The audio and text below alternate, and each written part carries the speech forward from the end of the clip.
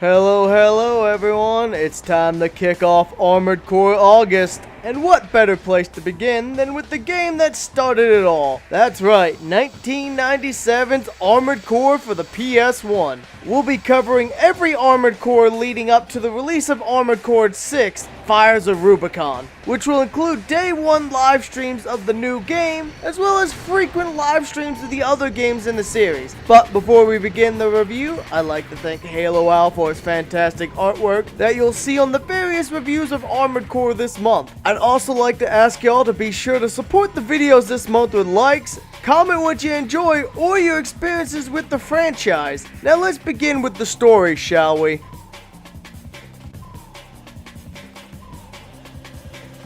You are a newly fledged Raven, a pilot of an armored core who earns a place in the Raven's Nest via a test. Once a member of the Nest, you have free reign to choose your missions, choose your allegiances, work how you want. But know that the Nest will not come to save you. If you're dying in a mission, they will not risk their necks for you. But they will provide repairs, supplies, and upgrades for a cost. Now as a Raven, it's time to pick your first mission and start earning funds, and you quickly learn that there's a handful of factions, mostly being large corporations, and whichever one you choose to help more, which will lock you onto an ending path. Now being a mercenary though, your options won't always be moral. Sometimes you'll be forced to say rampage in a city to weaken the opposite corporation's control over the region, or unleash giant mutant insects to expose that the company's dabbling in biological weapons research. And you won't always know if who you're supporting is lying or not. So honestly, I like the fact that the story accurately reflects real-life corporations and the shady dealings that they will do to get an edge on competitors. I also like the fact that in this world, a cataclysmic event has happened, implied to be warring nations, a super space laser threatening the Earth, and more has forced humanity to hide in underground artificial cities, complete with vegetation. There's lots of variety in the regions and interesting places to do battle. Now let's dive into the development history, shall we? Armored Core 1 released in 1997, and a lot of the iconic designs for the series mechas came from a legendary mecha creator by the name of Shoji Kawamori, whose work created the basis of many inspirational mecha shows and media such as Transformers and Macross. He created many of the innovative concepts such as transforming mechas. His work led to the core concept of the series being based around armored cores, consisting of the cockpit, engine, and joint connectors, allowing all the modularity and freedom the series enjoys to include all of those wild and crazy upgrades, or side grades to fit different playstyles or mission requirements. And it's even responsible for the series name of Armored Core. Now let's dive into some of the gameplay, shall we?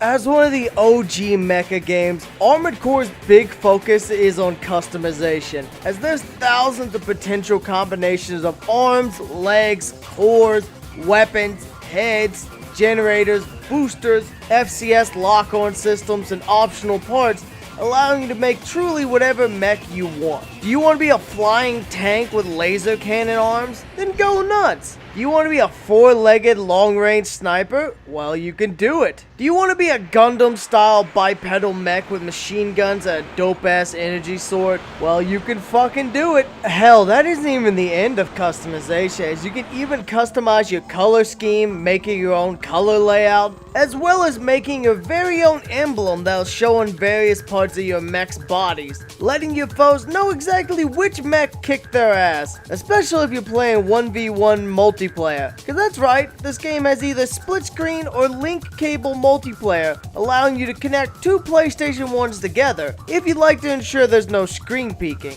The game is divided into 47 total missions, but not all missions can be completed in one run, as taking one path will lock missions from another path out. As you complete one opportunity, another opportunity may be locked out, especially if it was a mission against the corporation who assigned the second mission. Once you complete your first mission, you'll see that all of your various cash factors, such as base pay for the mission, special awards earned for completing additional objectives, or deductions missions such as for killing or allowing friendly MTs or armor cores to die, as well as any cost incurred due to having to repair damages or ammunition spent. Armored Core is a very trial and error heavy series, so be sure to save before you attempt a new mission, so you can use the information you've learned to more effectively tackle it. Such as maybe there'll be a surprise ambush by an enemy armored core, or maybe the enemies are resistant to solid projectiles, but die easily to energy weapons, so you can change your loadout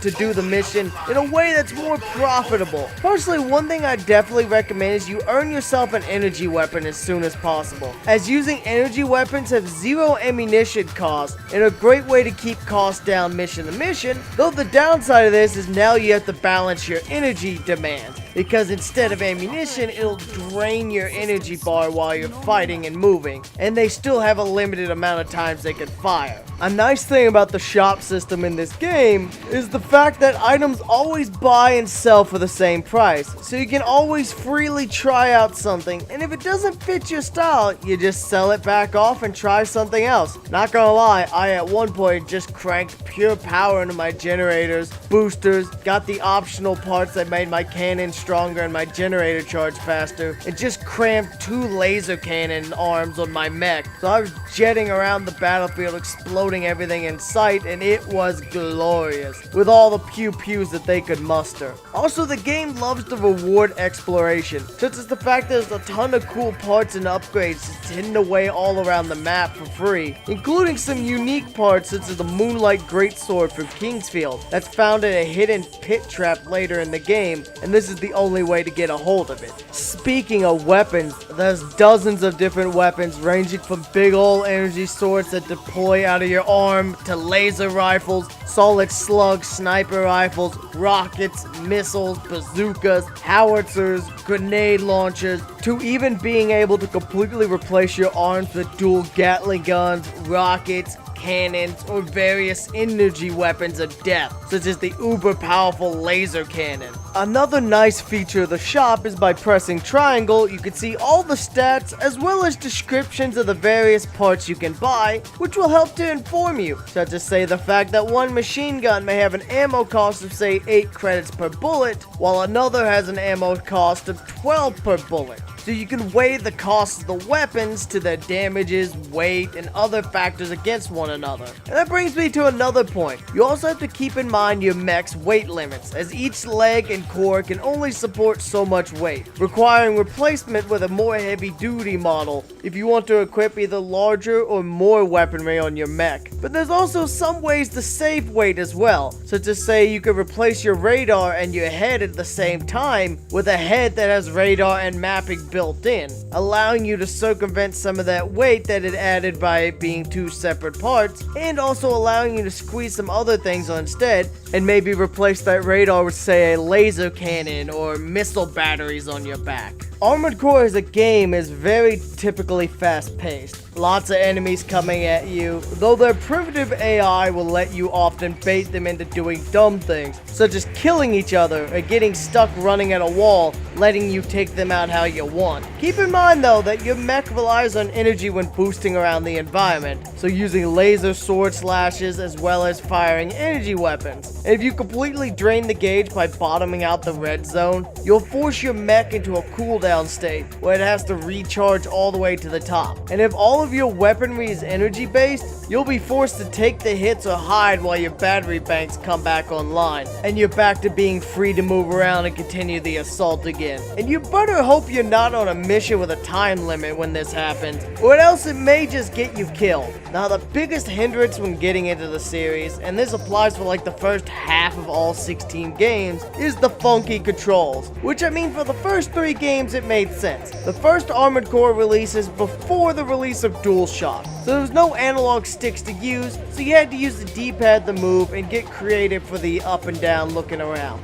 in which you use L1 and R1 to strafe, while L2 and R2 let you look up and down, which will definitely take you some time to get used to though, which is the other reason why I recommend you save frequently, so that while you're still learning the controls, you can redo a mission with no fear of loss of income or progress. Otherwise, the controls are pretty standard. X boost up and around depending on if you're strafing, walking or standing still, while square fires whatever weapon you have selected, and triangle will toggle your available weapon, and circle will interact with the environment, collect objectives, and swing your energy sword if you have one equipped. But yeah, not being able to use analog sticks to move and view the environment definitely gives the game a learning curve, as you really need to get used to the movement of the game, especially as the missions get more and more hectic. But enough gameplay, now let's talk about how the game runs and looks, shall we?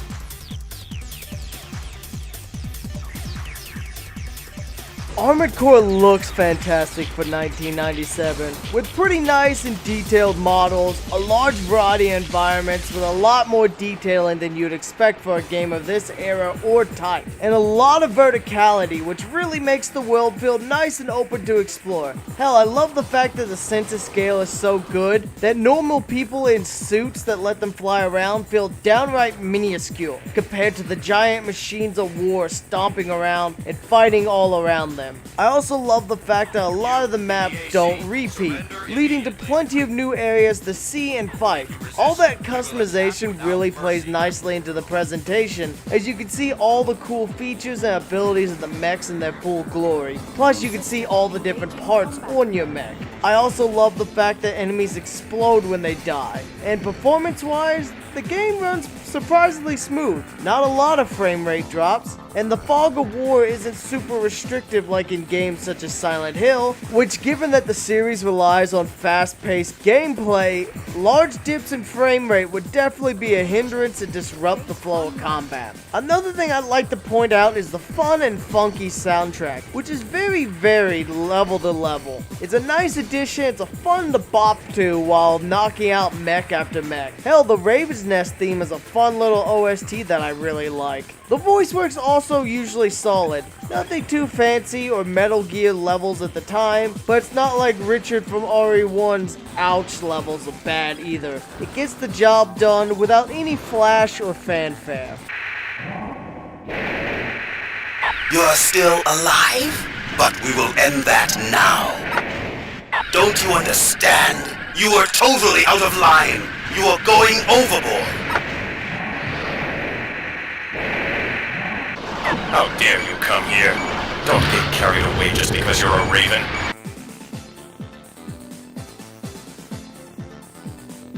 So honestly, overall, how do I feel about the game? Well, it's a great start to the series. It set many of the staples and groundwork that most of the sequels would follow on in the future, while still leaving room for improvement, which the future entries will definitely capitalize on. If you can get your hands on this game, I'd highly recommend you buy it. And hell, you can get the first game in the series for $5 on the PlayStation Network store for the PS3. And that copy can also be transferred to a PSP if you have one, letting you play it on the go. Though I'm not sure how it would play on a PSP given it only has two bumpers and the D-pad and analog stick on the same side. But as said, there are ways to reasonably buy the game without spending an arm and a leg. Though thanks to douchebag scalpers and video game resellers who have hiked the price of the series up in anticipation for the newest entry in August, the physical US copies of the games have skyrocketed in price. I mean, this game in November of 2022 was $64.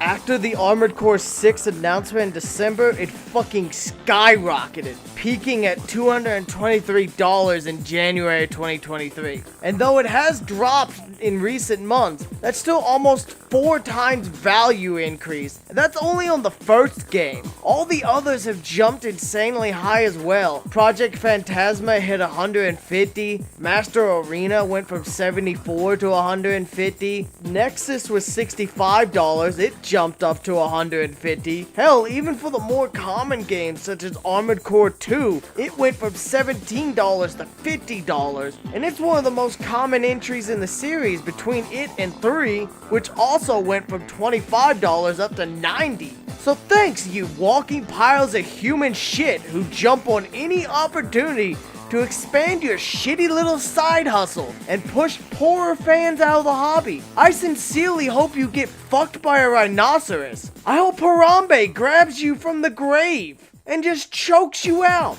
But off of that little tangent, yeah, I definitely recommend you get this game. It's a blast, and honestly, one of the games that's most hooked me in a while. I've been binging the hell out of it to make this review. Now, before we go, I'd like to once again ask y'all to support Halo for his lovely artwork, and thank y'all for supporting the content by watching this far. And I hope y'all also support it with a like and telling me down below some of your experiences with the series. I'd also like to thank each and every one of the members and donors seen on screen, as y'all's support really helped me to finish up the collection in time for August. Be sure to join us on August 25th at midnight for our stream of Armored Core 6. Now this has been Core, and I'll see y'all either on stream or in the Armored Core Project Phantasma review.